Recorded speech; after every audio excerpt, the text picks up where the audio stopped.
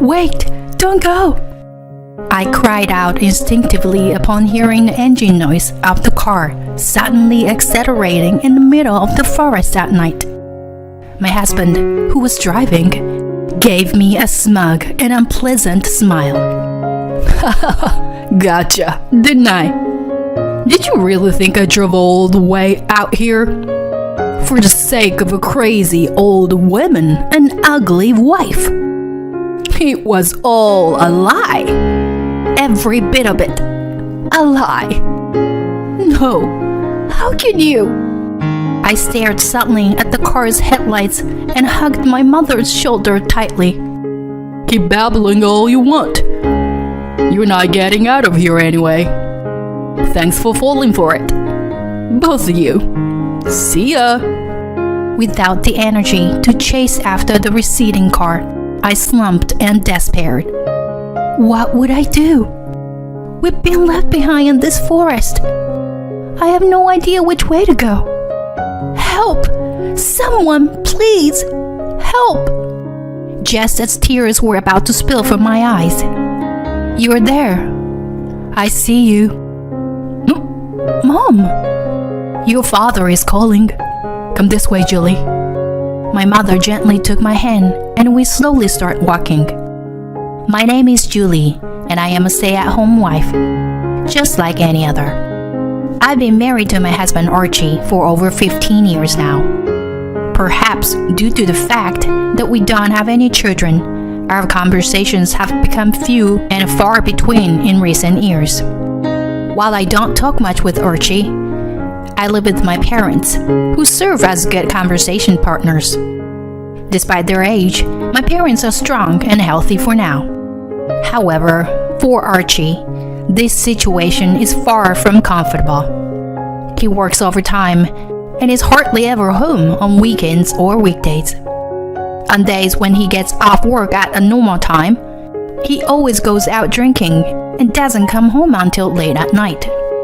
Although there is no particular bad blood between Archie and my parents, it seems that the distance between a son-in-law and his in-laws is something that can never be bridged.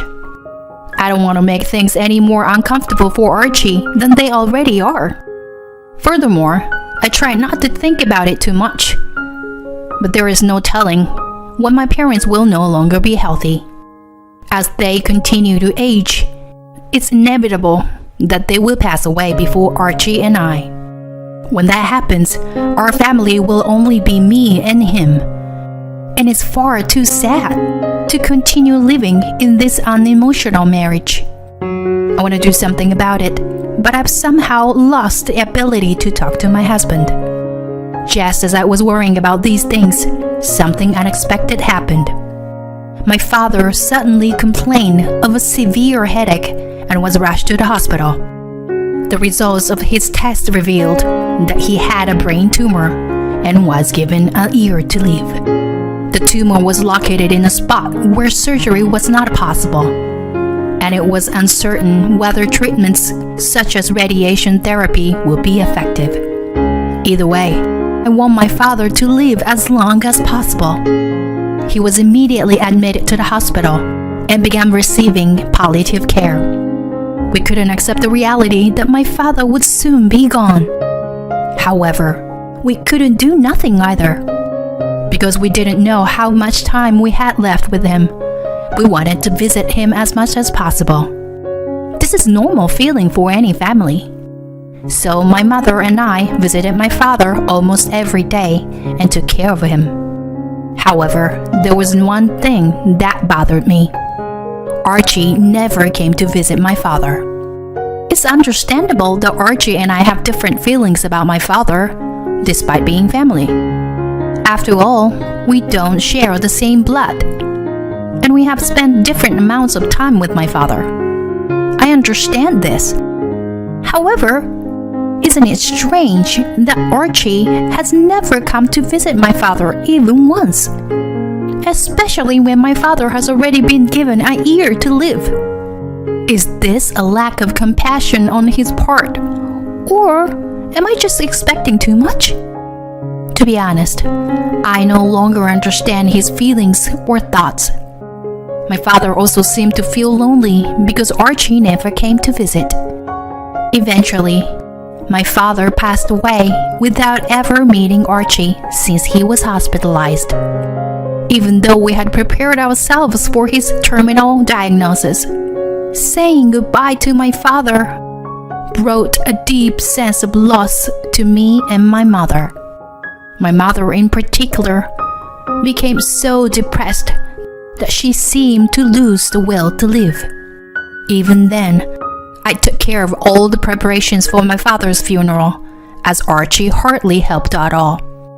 In fact, I overheard him muttering that there was no need to hold a funeral, which made me feel disappointed in him. Nonetheless, I managed to get through my father's funeral as the chief mourner. My father's friends were all truly good people, and they all told me that we had lost a wonderful person. I was glad to know that my father was truly loved by many people. After the funeral, my mother remained deeply depressed for some time. It was understandable that she felt that way, having lost her longtime husband.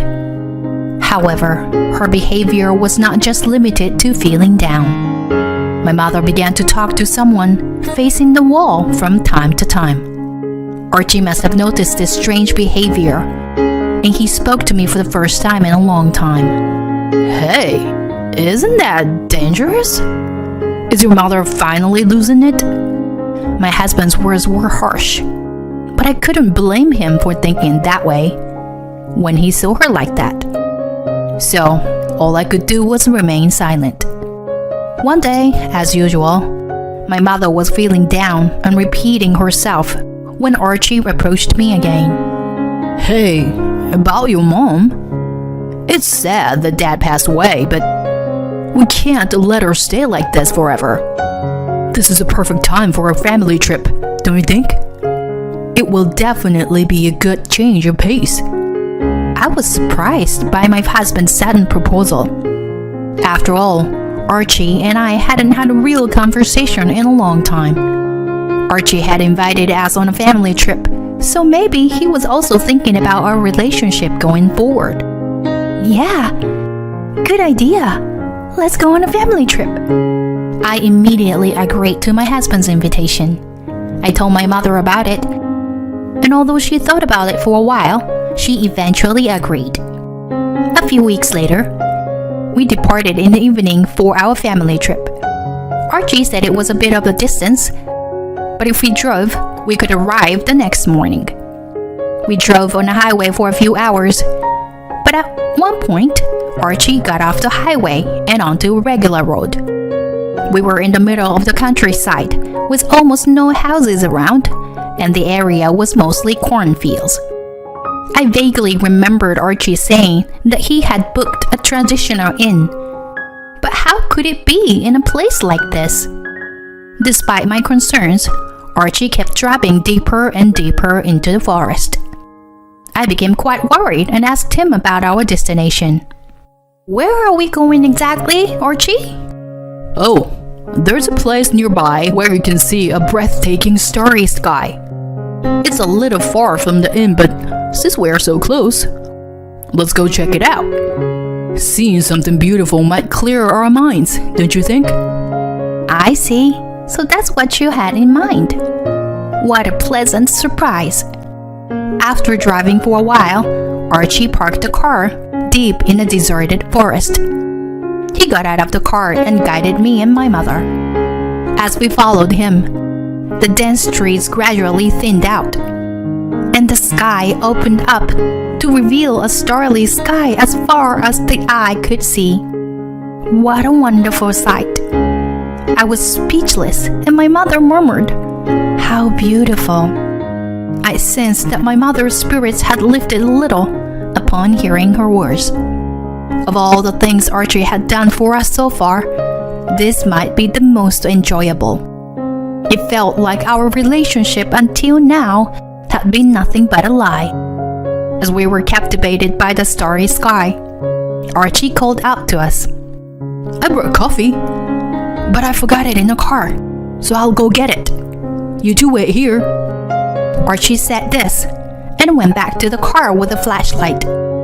I couldn't believe how thoughtful he was. I was starting to fall in love with my husband all over again. As I watched him walk away, my mother began to speak to herself. Ever since your father passed away, I haven't been able to feel any colors when I look at things. And I've been looking down all the time. But today, I looked up the sky for the first time in a long time. And there were stars shining so brightly and vividly. I've lived a long time, but I don't think I've ever seen such a beautiful sky before. I wish I could have shown it to your father too. Mom.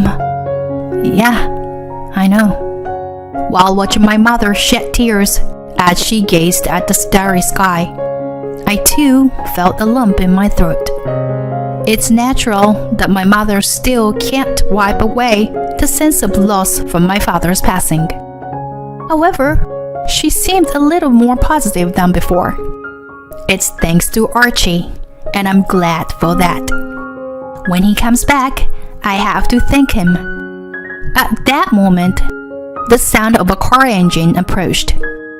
It was an unnaturally loud sound that didn't seem to fit in with the surroundings. I turned around to see Archie's car moving and the headlights turning on. Then, my husband, who was in the driver's seat, smirked with an unpleasant grin on his face.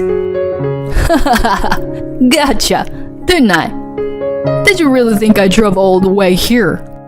For the sake of a crazy old woman and an ugly wife?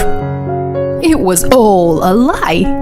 Every bit of it. A lie. No, how can you? I stared silently at the car's headlights and hugged my mother's shoulder tightly. Keep babbling all you want. You're not getting out of here anyway. Thanks for falling for it, both of you. See ya. I slumped down without the energy to chase after the receding car. What should I do? We've been left behind in this forest, and I have no idea which way to go. Archie even took the flashlight with him. Although my cell phone's light can be used, it's not enough to show me where to walk. Wandering around aimlessly would waste our energy. Besides, I'm already a middle-aged woman who gets tired easily, and my mother is even more exhausted. Can we make it back to where there are people if we wait until morning? Moreover, the temperature is dropping. Can our bodies withstand spending the night in a place like this? As anxiety breeds more anxiety, I gradually fall into panic. Someone help us! At that moment, when I felt like I was in danger, my mother suddenly spoke up. Your father is calling us. Saying that, she started walking. For that moment, I wondered if we were fated to die here and join my father. But as I followed my mother, I realized that wasn't the case. The truth is, my mother has the ability to communicate with the deceased. However, she has had bitter experiences. People around her thought it was creepy and kept their distance. And even those who believed in her ability only saw her as a tool to make money. My mother herself wasn't fond of her mysterious ability, and when she taught me about it, she made me promise not to tell anyone. So when my mother started talking to the wall, I was unsure whether to tell Archie about her ability or not. Anyway, my mother seems to be talking to my deceased father now. I decided to follow her obediently as she walked forward step by step. After walking for about 2 hours, we miraculously reached a road. We rested and walked some more, and despite the late hour, the car drove past us briefly, but then stopped and rolled down the window to talk to us. Are you okay? I was about to cry with joy when we finally meet someone. My mother and I approached the driver and explained our situation. The driver turned out to be a college student who was visiting the area to film videos. At first, when he saw us, he thought he had encountered a ghost, but it turned out we were real people, so he spoke to us. Well, if my mother really was walking with the guidance of my deceased father, then, in a way, there might have been a ghost. Anyway, they kindly listened to our situation and offered us a ride in their car, which helped us escape from the forest. A few hours later, when we returned home, there was a strange woman cuddling with Archie. When he saw us, Archie was surprised and shouted, "Why are you alive?" He thought it was possible for us to walk back from the forest. "Damn it! If that's the case, I'll send you back again," Archie said as he came towards me and my mother. Before he could grab me, a police officer jumped out from behind me and apprehended him. Actually, after the college student dropped us off in town, my mother and I reported the whole incident to the police. The college student testified that he had picked us up, and the police officer accompanied us home. Archie, who didn't know about this, confessed to what he had done to us in front of the police officer. He was taken away in a police car with his arms firmly held on both sides. "Damn it! This wasn't supposed to happen!" Archie shouted from inside the police car, but I glared back at him fiercely. In this way, my mother and I were saved from danger. In the aftermath, Archie confessed everything to the police. He had been having an affair with a woman named Stella for several years. I thought he had rarely been at home because he was uncomfortable there, but it seems he was mostly absent because of the affair. Then one day, Archie was caught by my father at the scene of his infidelity and scolded for it. As a man, I can understand the feeling of being attracted to other women. But as a father, it is absolutely unacceptable to make Julie sad. So, before it was discovered and hurt your family, you should have ended your relationship with Stella. Got it?" At that time, Archie quietly followed my father's words. However, in the end, Archie did not break off his relationship with Stella and try to avoid my father as much as possible. Then, when my father was hospitalized with a brain tumor, Archie was able to freely meet with Stella and never came to visit my father. After my father passed away, Archie's fear of being caught for infidelity disappeared, and he seemed to be in high spirits. Then, Archie witnessed my mother's strange behavior and told Stella about it. "Then, if you dispose of the demented old lady and our daughter, the inheritance will be yours, Archie." Upon hearing this, Archie came up with a plan to leave us stranded in the forest. In reality, we were left behind, and it could have been dangerous for us. However, Archie and Stella miscalculated that my mother was not demented, but had a strange ability to communicate with the deceased. Thanks to that, we were able to return safely with the help of my deceased father. After a while, Archie was sentenced to prison, and Stella was arrested as an accomplice. Archie and I divorced, and I finally became free from being the wife of a criminal. If he had continued to maintain a peaceful relationship with his wife, he would have at least received some inheritance in the future. However, due to being blinded by his immediate desire, he not only lost his inheritance, but also his future. What a foolish man he was.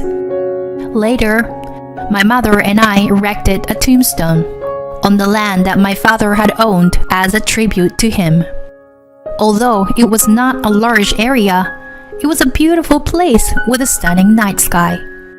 My mother and I expressed our gratitude to my father once again for saving us from the forest.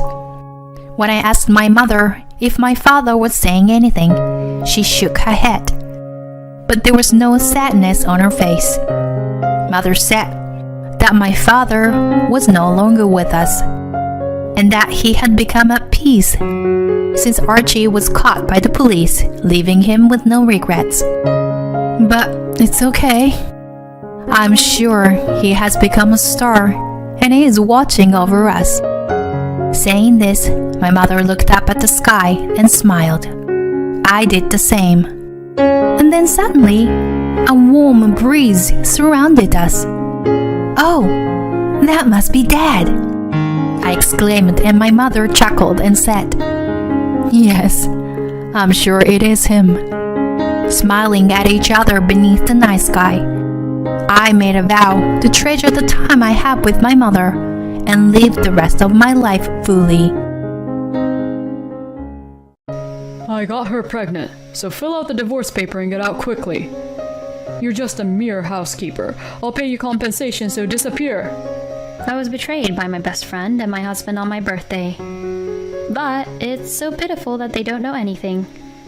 I hope both my deceitful best friend and my husband, who treated me like a convenient housekeeper, suffer together.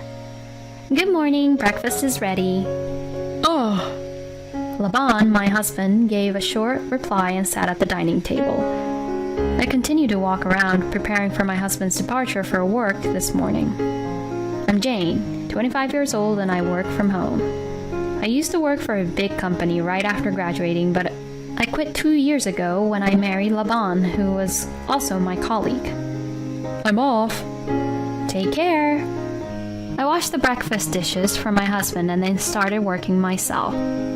Working from home inevitably pays less than when I had a job at a company, but recently things have finally started to fall into place. Laban is resourceful and well liked by clients, and he was one of the rising stars among our peers. He confessed his feelings to me, and we started dating, eventually getting married after a year. Colleagues, led by our boss, Marcus, tried to persuade me. Are you really going to quit? However, driven by Laban's strong desire, I made the decision to leave the company. From now on, I'll support you financially. Although Laban assured me, the truth was that I still needed money, and starting remote work was a good fit for someone like me who enjoyed working. I spent my days juggling work and household chores, eagerly waiting for my husband to come home. I have been doing this for a few more years now. In general, it may seem like an ordinary life. However, I never imagined that it would all be shattered by a single phone call. And Jane, you did a great job on this project as well, and there's hardly any need for revisions. Thank you for always providing meticulous manuscripts. No, I'm the one who should be thanking you for the support. After finishing the online exchange, I took a moment to relax. The remote work I do primarily involves writing. At first, writing internet articles was challenging, but once I grasped the tricks, it became easier. Now I have confidence in delivering work of considerable quality. Phew, I think I'll call it a day here. The advantage of remote work is being able to determine the workload by oneself. Today is an important day. I decided to finish work earlier than usual and prepare a meal. Yes, today is my birthday. I briefly considered going out to eat somewhere special, but I didn't want to spend too extravagantly, so I decided to celebrate modestly at home. A slightly more luxurious meal than usual and a cake bought from the local bakery. My husband has a company dinner tonight as well. He won't be back until after 9 o'clock, so I plan to relax until then. Oh, just when I was thinking that, my phone vibrated. Huh? Karen? Upon seeing that name, my eyes widened involuntarily. It was a message from Karen, who used to be my colleague. Karen, Laban, and I were in the same department and joined the company at the same time. Because of that, the three of us were close, and when I was still working at the company, we often went out for drinks after work together. Both of them were lively, although there were times when I couldn't keep up with their energy. However, I considered them both as friends. Karen made many mistakes at work, but as we covered up for each other, we developed a close bond. Although there were some challenging aspects, I couldn't help but find her likable in one way or another. I think I might have been Karen's closest companion as well. However, after I left the company, our communication gradually decreased and eventually ceased altogether. Well, that's just how relationships with people are. Especially when it comes to friendships in adulthood, they often don't last long. Having realized this, I felt lonely but didn't force myself to cling on to her. Karen knows it's my birthday. I wonder if she reached out to surprise me and celebrate. Thinking that, I felt delighted and reached for the call button. Hello, Karen, what's up? Oh, hello. Hearing Karen's voice after a long time felt nostalgic. Listening to her voice reminded me of the time when we used to work together. Although the desire to return to those days had faded, there was still a sense of nostalgia. Jane, it's your birthday today, right? That's why I contacted you as a surprise. I thought so. I smiled instinctively as my prediction came true. However, at that moment, I didn't realize the sinister smile that Karen had on her face over this phone. The words she uttered next almost made me drop my smartphone. I'm with Laban right now. Huh? Laban was with her. Of course, since both of them worked at the same company, it was natural for such a situation to arise. However, I couldn't understand why she would go out of her way to tell me this over the phone. What do you mean? Is something wrong with Laban? Laban is doing fine. Then why would you say something like that? As I asked, Karen's voice seemed to carry a hint of triumph. I meant exactly what I said. You're at a drinking party, right? If he's drunk, I can come pick him up. It's not a drinking party. It wasn't a drinking party. I became even more puzzled by those words. And with Karen's following statement, tension surged within me. We're at a hotel, just the two of us. A man and a woman alone in a hotel. Upon hearing that, there was only one possible scenario that came to mind, and I clenched my trembling hand around the smartphone. Are you saying that he has been cheating all along? Cheating? First of all, Laban has no interest in you. Karen spoke coldly. Laban and I have been deeply in love with each other for a long time. Those words made everything in front of me go dark. Karen was someone who could be considered a friend or even a best friend to me. Even though our friendship had faded, my feelings towards her remained the same. And now I learned that the person I considered as a close friend and my husband were having an affair. Is it true? Oh yes, of course. And there's another surprise for you. Given the flow of the conversation, there was no way the surprise would be something good.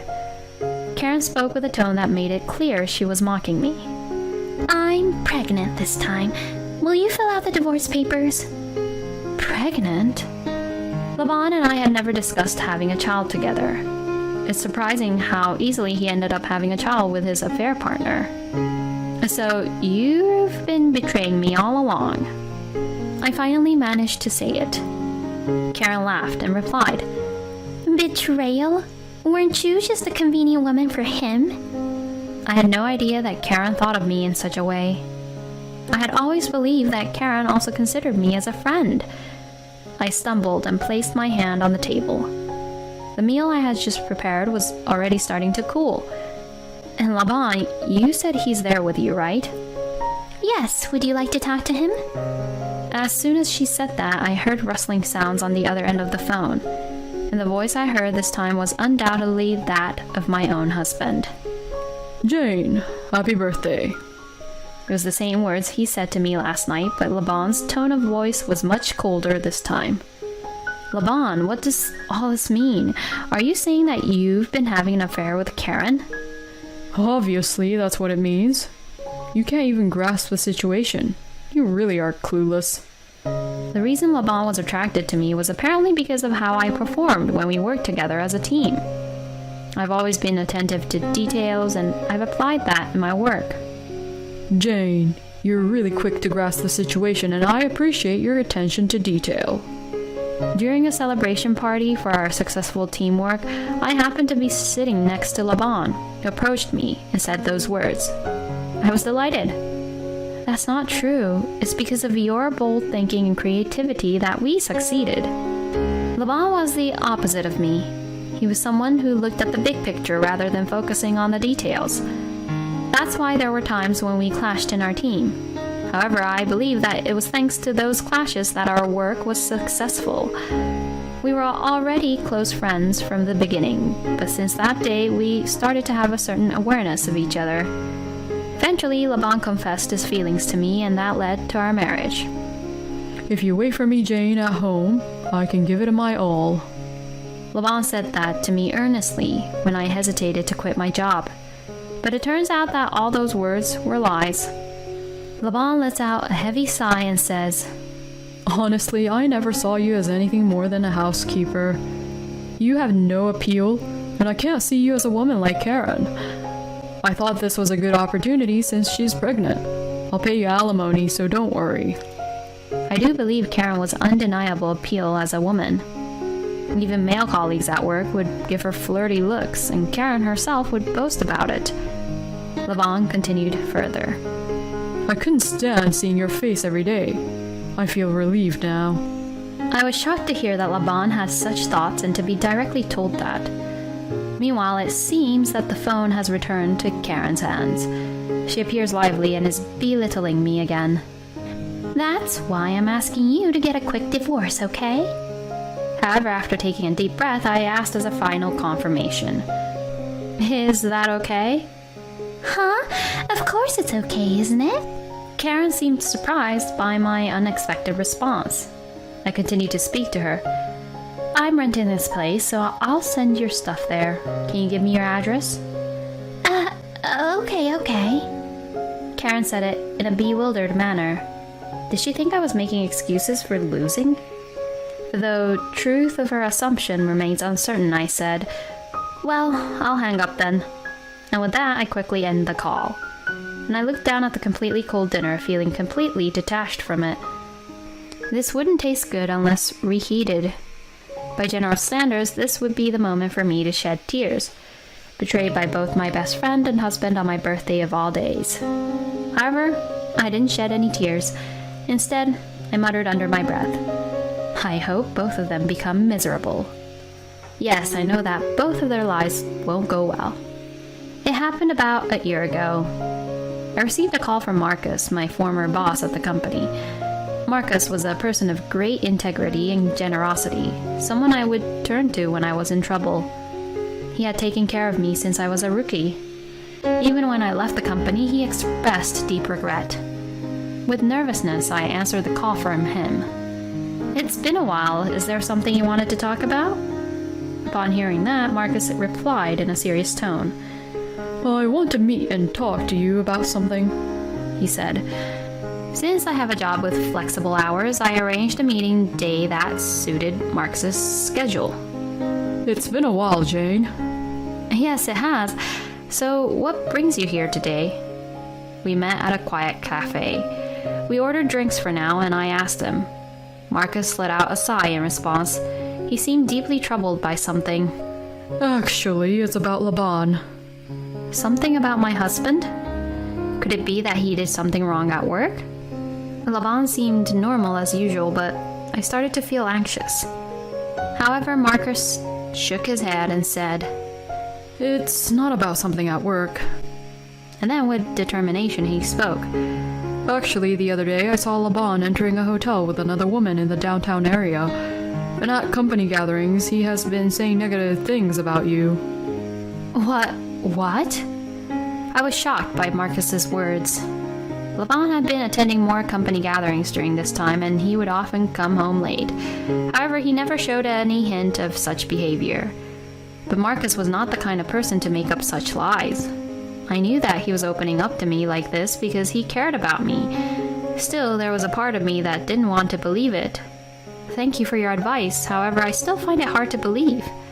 That's understandable.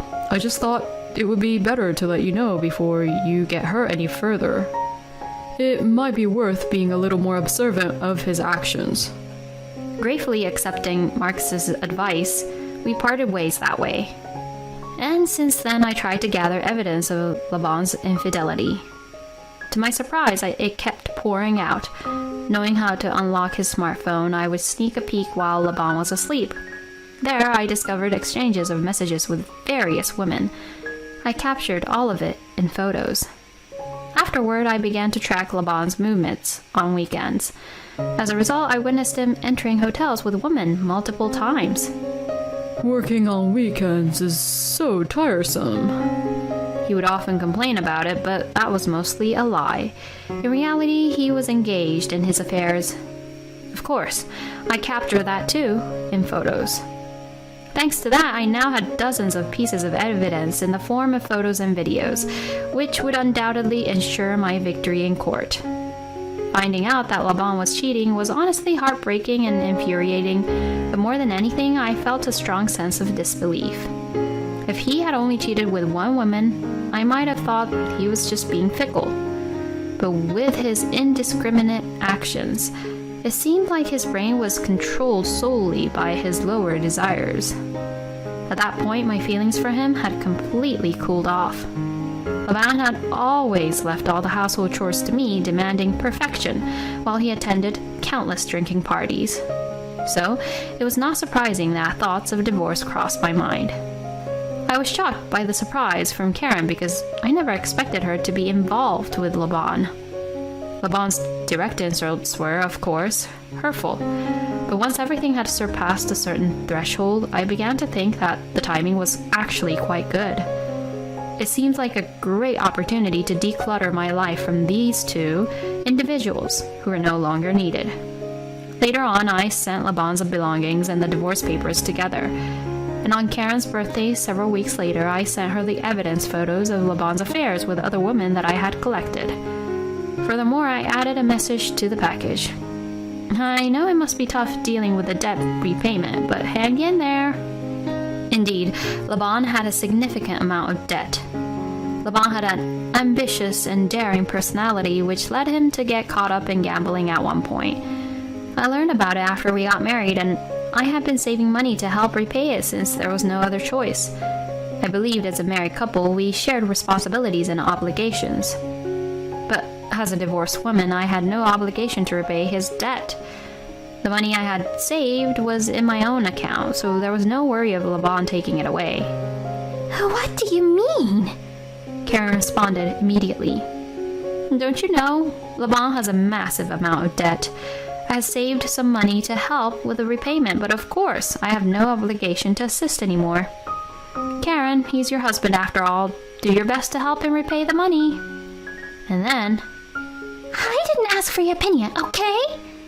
I received a message, but why did I even need to hear that? I ignored it and blocked Karen. And by the way, I had blocked Laban a long time ago. This truly marks the end of any connection with the two of them. I felt refreshed. By now, Karen must be confronting Laban. The thought of their interaction made me laugh.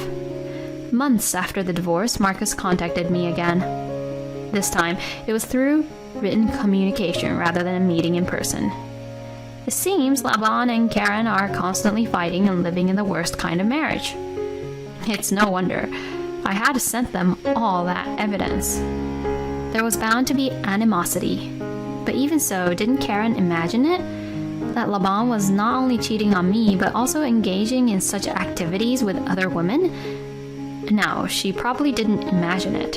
She must have believed she was special, the only one. I heard that Karen is being demoted now. I heard she was originally a candidate for demotion due to her constant mistakes. Perhaps her turbulent marriage further affected her performance.